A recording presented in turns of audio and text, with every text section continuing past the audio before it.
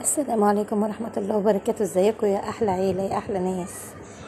اللهم صل وسلم وبارك على سيدنا محمد. ايه رأيكم في البيتزا الجميلة دي؟ يا دوبك بحبة دقيق وحبة مية وكيس خميرة. ايه رأيكم؟ ما كلفتنيش، يا دوبك جبت يجي كده ايه نص كيلو دقيق، 4 كوبايات دقيق حطيتهم وعملت البيتزا اللي انتوا شايفينها الروعة الجميلة دي. عملت منها صينيتين صينيتين. اللهم صل وسلم وبارك على سيدنا محمد. شايفين يا حبايبي احلى بيتزا؟ لو رحنا نشتريها دي بكام يا حبايبي؟ شوفوا الجمال يا حبايبي. يلا يا حبايبي، اللي ما اشتركش في القناه اشترك في القناه عشان انا بفرح وبسعد بيكم جدا.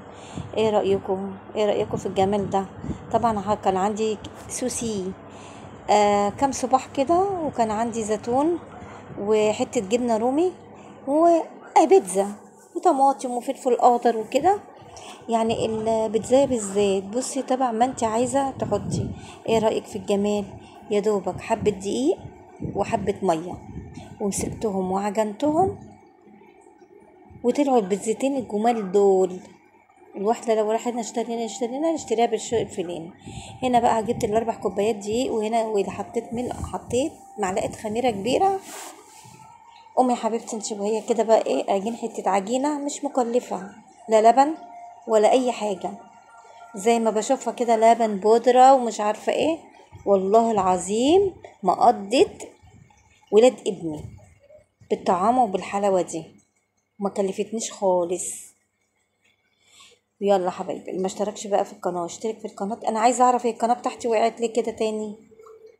يلا حبيبتي انت وهي بقى اللايكات بتاعتكم الجميله دي.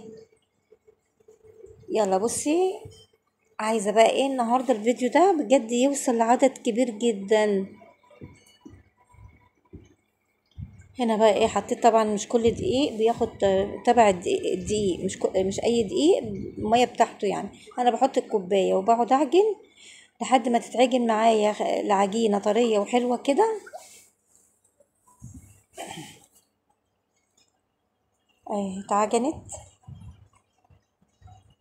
حطيت بقى معلقه زيت بس عشان ما تلزقش وانا بعملها، معلقتين زيت كده وحطيتها وسبتها لما تخمر. وبعدها بقى فردتها في الصينيه زي ما انتوا شفتوها كده. ما تنسوش تجربوها بجد، مش مكلفه خالص. انا على فكره انا بعمل اكلاتي كلها اسمها ايه، اسكندريه. رخيصه يعني، موفره. اهي بصوا العجينه طريه وحلوه ازاي. هسيبها بقى لما تخمر وبعدين ايه هعملها زي ما انتوا شفتوها كده في اول الفيديو. انا مرضتش انزلها في اول الفيديو في اخر الفيديو عشان ما اطولش عليكم. يلا يا حبايبي، اقول لكم مع الف سلامه وفي حفظ الله. باي باي.